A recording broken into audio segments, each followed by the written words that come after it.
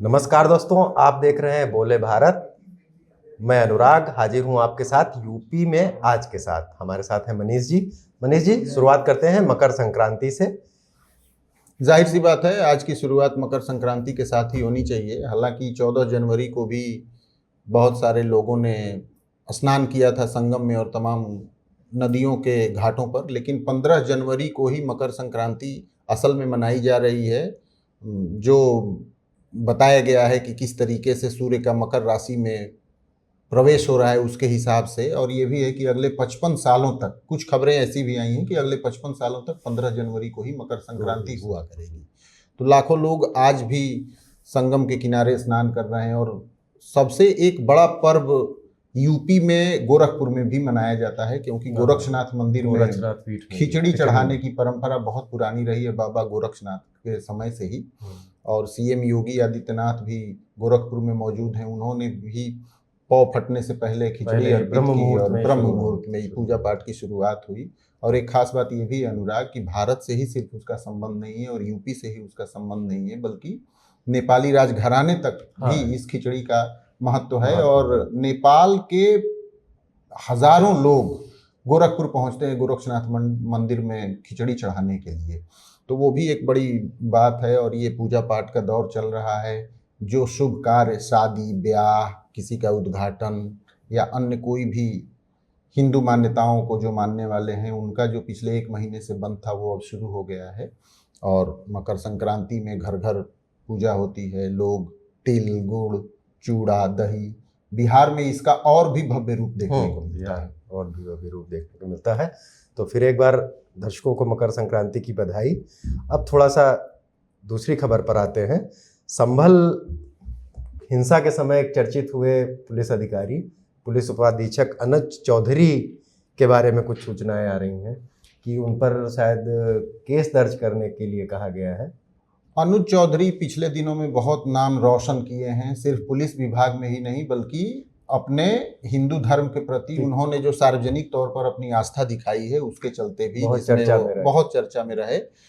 कुछ दिनों पहले संभल में हिंसा हुई थी जिसमें कुछ लोगों की मौतें हुई थी। उनमें से एक लड़के की भी मौत हुई थी, जिसके पिता का कहना है कि वो बिस्किट बेचने गया था और वहां चली गोली में उसकी मौत हो गई। उसको लेकर उसने कोर्ट में 156(3) के तहत मुकदमा दर्ज करने के लिए उसने अर्जी दी थी। और उस युवक के पिता, जिसका नाम आलम है, जिसकी उसमें डेथ हुई थी गोलीबारी में, कोर्ट ने, चंदौसी की सीजीएम कोर्ट ने यह आदेश दिया था कि उस समय जो वहाँ पे तत्कालीन सीओ अनुज चौधरी मौजूद थे उसी हलके के, उनके खिलाफ मुकदमा दर्ज किया जाए। लेकिन अब इस मामले में संभल के एसपी का बयान आया है कि वो अनुज चौधरी के खिलाफ मुकदमा दर्ज नहीं करेंगे, बल्कि इस मामले में उससे आगे की न्यायालय में अपील में जाएंगे। लेकिन इससे जुड़ी बड़ी बात यह भी है कि कांग्रेस अब इस मामले पर बहुत तन्मयता से और तैयारी के साथ प्रेस कॉन्फ्रेंस करके इस मामले को पूरे प्रदेश में उठाने जा रही है। और बहुत जल्द ये देखने को मिलेगा कि कांग्रेस इस मामले पर आंदोलनरत भी हो सकती है। इससे पहले भी अनुज चौधरी को लेके मतलब कार्यवाही करने को लेकर इसके बारे में कई बार उनको प्रशासन, सरकार डिफेंड करती नजर आई है। तो ये मसला भी बढ़ेगा, इसका मतलब है जाहिर तौर पर जी, इसको लेके बढ़ेगा। अब तमिल संगमम की बात कर लेते हैं। तमिल संगमम पे तो आज पूरा प्रधानमंत्री नरेंद्र मोदी का सभी अखबारों में लेख भी आया है। और एक दिन पहले ही पोंगल मनाने के लिए वो एक सांसद के घर पे भी गए थे, केंद्रीय मंत्री के घर। करीब 3-4 साल हुआ जब तमिल संगमम का बनारस से उद्घाटन किया गया था और उसकी शुरुआत हुई थी। हम अक्सर देखते हैं कि यूपी की राजनीति या यूपी से काशी तमिल संगमम, इसका क्या नाता है, या राष्ट्रीय स्तर पर यदि बात करें तो प्रधानमंत्री नरेंद्र मोदी की जो इन्वॉल्वमेंट इसमें दिखती है, ये क्या रिफ्लेक्ट करता है अनुराग, पॉलिटिकली, सोशली, रिलीजियसली, जो भी हो? पिछले 2 दिन में ऐसे कुछ घटनाक्रम हुए हैं कि प्रधानमंत्री ने केंद्रीय मंत्री एल मुरुगन के घर पर पोंगल मनाया। उनकी तस्वीरें बाकायदा आई, सामने आई, और वहाँ उपराष्ट्रपति रहे। और साउथ के जो बड़े मिनिस्टर हैं, राम मोहन नायडू जी, किशन रेड्डी, वहाँ मौजूद रहे। और आज लगभग सभी प्रमुख राष्ट्रीय अखबारों में उनका लेख छपा है, जिसमें उन्होंने काशी तमिल संगमम के बारे में बहुत विस्तार से मन की बात का जिक्र करते हुए और तमाम चीज़ें कि कैसे 2022 में शुरू हुआ था, मैं बनारस का सांसद हूँ और कैसे बनारस में इस पे गर्व और संतोष दोनों की बात है दोनों के लिए। तो इसके राजनीतिक मायने यही हैं कि तमिलनाडु में कुछ दिनों के बाद चुनाव होने वाले हैं और तमिलनाडु एक ऐसा राज्य है जहाँ जो अभी तक जिस तरह से भाजपा को सियासी सफलता मिली है उसमें अभी अभेद्य है, वहाँ पर वैसी सफलता नहीं मिली है। तो 2 दिनों में सांस्कृतिक प्रतीकों के जरिए प्रधानमंत्री ने कोशिश की है राजनीतिक संदेश देने की, मुझे ऐसा लगता है। उन्होंने पोंगल मनाया और पोंगल के बारे में बड़े लंबे बयान आए, महामंत्रियों की मौजूदगी रहे, बड़ा कार्यक्रम हुआ। प्रधानमंत्री के जाने पे चीज़ें वैसे ही बड़ी हो जाती हैं, उतना शायद खबरें मकर संक्रांति या उससे जुड़ी प्रधानमंत्री की नहीं आई जितनी पोंगल से जुड़ी हुई आई। आज के लेख में भी उन्होंने जिक्र किया कि कैसे जो है काशी और तमिल आध्यात्मिक और सांस्कृतिक परंपरा को एक रखा गया है। उन्होंने तमिलनाडु के एक बड़े महापुरुष सुब्रमण्यम भारती का जिक्र किया कि कैसे उन्होंने काशी को कहा था कि ये मतलब आध्यात्मिक नगरी है और तमिलनाडु से इसका क्या रिश्ता है। अभी रामेश्वरम में ये जो 2022 में शुरू हुआ था, इस बार इसका 4था एडिशन था और वहाँ उसका समापन समारोह था। उसमें सीपी राधाकृष्णन जो उपराष्ट्रपति हैं वहाँ मौजूद रहे और उसको भी एक तरह से राजनीतिक संदेश तमिल जनता के बीच में, जो केंद्रीय मंत्री के यहाँ जो पोंगल मनाया और उसमें ये बातें हुई, उसमें भी वहाँ के एक अभिनेता शिवकार्तिकेयन है वो भी आए, यानी सांस्कृतिक जगत के लोग, राजनीतिक जगत के लोग सारे थे। तो ये उत्तर प्रदेश काशी से निकली हुई बात भी है, उत्तर प्रदेश की सियासत से निकली बात जो राष्ट्रीय राजनीति में तमिलनाडु तक जाती है। इसका ये मतलब मुझे एक काशी से जुड़ी और खबर की चर्चा कर लेते हैं, क्योंकि वहाँ काशी विश्वनाथ कॉरिडोर बनकर तैयार हो चुका है और बड़ी संख्या में श्रद्धालु लाखों की संख्या में हर साल पहुँच रहे हैं। काशी विश्वनाथ कॉरिडोर तक पहुँचने के लिए जो एक्सेस है उसको स्मूथ करने के लिए जिला प्रशासन उसके बगल में बनी दाल मंडी में काफ़ी तोड़फोड़ वहाँ पर चल रही है, मकानों को शिफ्ट किया जा रहा है। इसमें 20 से ज़्यादा मकान अभी तक तोड़े जा चुके हैं और ये प्रक्रिया आगे बढ़ रही है। कई सारे मकान इसकी जद में हैं, क्योंकि इन मकानों को हटा के, जो दाल मंडी में बने मकान हैं उनको हटा के एक चौड़ा रास्ता, एक अल्टरनेट रास्ता बनाया जा रहा है काशी विश्वनाथ तक पहुंचने के लिए। तो इस ये भी घटनाक्रम बनारस में इन दिनों काफ़ी चर्चित है। सोशल मीडिया पे भी काफ़ी लोग इसमें इन्वॉल्व हैं, कुछ लोग इसका विरोध कर रहे हैं और कुछ लोग ये बताने की कोशिश कर रहे हैं कि किस तरीके से ये जरूरी है, क्योंकि अब चूंकि श्रद्धालुओं की संख्या कई गुना काशी विश्वनाथ मंदिर में आने की बढ़ गई है, तो उनकी सुविधा के लिए ये बहुत ज़रूरी कदम है। इसके अलावा एक और इम्पॉर्टेंट छात्र छात्राओं के लिए बहुत जरूरी सूचना है कि लखनऊ में नेशनल पीजी कॉलेज है, जो बहुत बड़ा कॉलेज है और बहुत प्रतिष्ठित भी है। वहाँ पे अंडर ग्रेजुएशन और पोस्ट ग्रेजुएशन के लिए 16 जनवरी से एडमिशन की प्रक्रिया शुरू हो जाएगी। इसमें करीब 620 पोस्ट ग्रेजुएशन की सीटें हैं और 2400 सीटें अंडर ग्रेजुएशन में रखी गई हैं। तो नेशनल पीजी कॉलेज में जो एडमिशन का क्रम है वो भी शुरू होगा। और जनोपयोगी सूचना है। अनुराग, आप बाराबंकी के रहने वाले हैं तो आप बहुत अच्छे से जानते होंगे कि नेशनल पीजी कॉलेज का क्या रुतबा है अवध के क्षेत्र में। काफ़ी दूर दूर से और अन्य जिलों से छात्र छात्राएं यहाँ पढ़ने के लिए आते हैं और ये समय आ रहा है तो छात्रों के उपयोग की खबर है।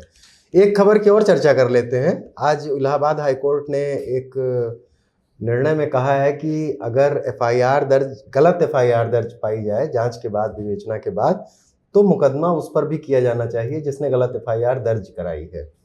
तो ये एक बड़ी बहस का विषय हो सकता है, क्योंकि इसमें बहुत सारी चीज़ें विवेचक के हाथ में होती हैं। ये मसला शुरू यहाँ से हुआ था कि सियोल में एक पति पत्नी रहते थे दक्षिण कोरिया में, तो वहाँ उनके बीच में कुछ डिस्प्यूट हुई लिव इन रिलेशनशिप को लेकर, वो लोग अलग अलग हुए और फिर यहाँ अलीगढ़ में उनके पति ने पत्नी के खिलाफ एक एफआईआर दर्ज करा दी। पत्नी के खिलाफ एफआईआर दर्ज कराने के बाद पुलिस ने उसकी जांच की और उसमें फाइनल रिपोर्ट लगा दी, लेकिन उन्होंने एक प्रोटेस्ट पिटीशन दाखिल की और उसके बाद उसकी पत्नी को सम्मन हो गया। तो उनकी पत्नी ने इलाहाबाद हाईकोर्ट में याचिका दायर की थी कि ये मतलब न्यायिक अधिकार का दुरुपयोग किया जा रहा है और एफआईआर लगने के बाद फिर से ऐसा किया जा रहा है। इस पर इलाहाबाद हाईकोर्ट ने कहा है कि एफआईआर का बहुत दुरुपयोग हो रहा है और उन्होंने न सिर्फ कहा है कि विवेचक इसके लिए जिम्मेदार हुए तो उन पर कार्रवाई की जा सकती है, बल्कि मजिस्ट्रेट और जो सीजनल कोर्ट्स हैं उनको भी, न्यायाधीशों को, उनके जजों को निर्देश दिया है कि आप उसकी केस डायरी तलब कीजिए और उसको देखिए कि उसमें जो गवाह एफआईआर हैं अगर वो बिल्कुल गलत तथ्यों पर एफआईआर कराई गई है तो निर्देश दीजिए आप विवेचक को कि इनके ऊपर फौरन परिवाद दर्ज करें। बहुत, लेकिन ये इस पे डिबेटेबल है, हो जाएगी और इसकी जांच पड़ताल की जाएगी, क्योंकि कोई भी किसी भी मामले की एफआईआर दर्ज कराना अपने आप में एक बहुत मुसीबत है। और अब जबकि ये हो गया है कि एफआईआर दर्ज कराने वाले के खिलाफ एफआईआर दर्ज होगी, तो ये उस रास्ते में शायद और बड़ी बाधा होगी या कितनी सहूलियत होगी। ये सुनने में तो अच्छा लगता है, लेकिन ये पुलिस के पास इसमें और ज्यादा थोड़ा सा वो आ जाएगा। बिल्कुल कि पुलिस इसमें एफआईआर कर रहे हैं, तो ये कुल मिला के पुलिस सिस्टम अगर अच्छे से काम करेगा तो ये निर्णय अच्छे से लागू होगा, नहीं तो इसमें एफआईआर दर्ज कराने वाले दोनों को पुलिस मैनिपुलेट एक खबर की और चर्चा कर लेना बहुत जरूरी है। 15 जनवरी को मायावती ने अपना जन्म दिवस मनाया, आज 70वें साल में पहुंच गई हैं। और इस मौके पर हालांकि एक बड़ा हादसा उन लखनऊ के बसपा मुख्यालय में प्रेस कॉन्फ्रेंस के दौरान होते होते रह गया, क्योंकि मायावती जिस सीट पर बैठकर प्रेस कॉन्फ्रेंस कर रही थी उनके ठीक सर के ऊपर शॉर्ट सर्किट हुआ फॉल सीलिंग में और काफ़ी तेज धुआं भी निकला, लेकिन कुछ दिनों में ही ये नियंत्रित कर लिया गया। इस मौके पर अनुराग मायावती ने एक बहुत फिर से अपना पुराना कार्ड खेला है और वो शायद 2027 के चुनाव से पहले ये टेस्ट करना चाहती हैं कि उनका कौन सा स्टैंड हिट हो जाए और पॉलिटिकली उनको फायदा पहुंचाए। उन्होंने प्रेस कॉन्फ्रेंस में कहा कि पिछले जो विधानसभा के सत्र हुए और उस दौरान जब सारे विधायक लखनऊ में जमा हुए तो कुछ दिनों पहले ब्राह्मण विधायकों ने मीटिंग की और उसके कुछ दिनों पहले ठाकुर विधायकों ने मीटिंग की। उन्होंने इसको योगी सरकार से ठाकुरों और ब्राह्मणों की नाराजगी के तौर पर पेश किया है आज अपनी प्रेस कॉन्फ्रेंस और उन्हें एक तरह का बसपा से जुड़ने का ऑफर जैसा दिया है। उन्होंने ये दावा किया है कि यदि बहुजन समाज पार्टी की सरकार प्रदेश में बनती है तो इनको और ज्यादा सम्मान दिया जाएगा। और उन्होंने ये भी दोहराया है कि ब्राह्मणों का तो हमेशा से ही बहुजन समाज पार्टी बहुत सम्मान करती रही है। हालांकि ब्राह्मणों से संबंधित एक बसपा का पुराना नाता है 90 के दशक का, वो बार बार इस मामले में राह में रोड़ा बन जाता है। और लेकिन बड़ी बात ये समझने वाली है कि दलित राजनीति के बारे में और अपने कोर वोटर को समेटने और उन्हें सहेजने के बारे में मायावती का कोई बहुत बड़ा बयान नहीं आया है। तो मुझे तो लगता है कि वो शायद लिटमस टेस्ट के दौर से गुजर रही हैं कि कौन सी बिरादरी उनके साथ जुड़ सकती है या नहीं जुड़ सकती है। आपको क्या लगता है? इसमें है यही कि देखिए, जो मायावती की जो पूरी दलित राजनीति का जो ग्राफ है वो अब लगभग पूरा शायद पैराडिज्म शिफ्ट ले चुका है। 90 का जो आपने याद दिलाया था, पहले वो सीधे सीधे सवर्ण जातियों पे हमला बोलती थी, जो DS4 की राजनीति थी। फिर 2007 में जब वो सत्ता में आई, जो कि एक तरह का लोकतांत्रिक चमत्कार था, और उसमें उनके साथ कुछ जातियां थोड़ा बहुत जुड़ी। लेकिन अब मायावती के साथ एक मुसीबत ये है कि जो उनका सजातीय वोटर है वो अभी उनके साथ है, लेकिन जो कि बसपा के मिशन से जुड़ी बाकी की दलित जातियाँ थीं जो मायावती की सजाती नहीं है, और जो लोअर OBCs थे वो मायावती को वोट नहीं कर रहे हैं। बहन जी इस बात को समझती हैं, भाजपा ने उसमें बहुत ज़्यादा घुसपैठ कर ली है, तो मायावती जी के पास क्या विकल्प हो सकता है? उन पर लगातार आरोप है कि वो बीजेपी की बी टीम है। बिल्कुल, पिछले 2 चुनाव में उन्होंने देख लिया कि मुसलमानों के वोट उनको नहीं मिल रहे हैं, तब उनके पास ये सवर्ण जातियों को लुभाने का एक ऑफर देने जैसा या करने जैसा है। हाँ, लेकिन अब उनके इस कमिटमेंट पे और उनके इस बयानों पे जिन जातियों के लिए वो कह रही हैं वो कितना भरोसा करती हैं, ये बहुत देखने वो अभी मुश्किल है। अभी वो मुश्किल है, मतलब वो इस मुश्किल है इसलिए क्योंकि अभी भारतीय जनता पार्टी के साथ ऐसी जातियां जुड़ी हैं बहुत सशक्त तौर पर, और ऐसी कोशिश सारी पार्टियां करती हैं।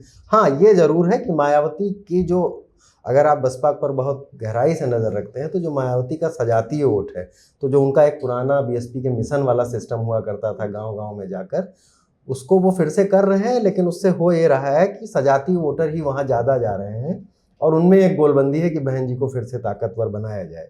तो बहन जी के सामने जो चुनौती है, जो आज उन्होंने प्रेस कॉन्फ्रेंस में भी रखी, कि वो दूसरा कौन सा वोट जोड़ती हैं, तो उसमें सवर्ण जातियाँ, मुसलमान, OBC सभी के लिए वो कोशिश करेंगी।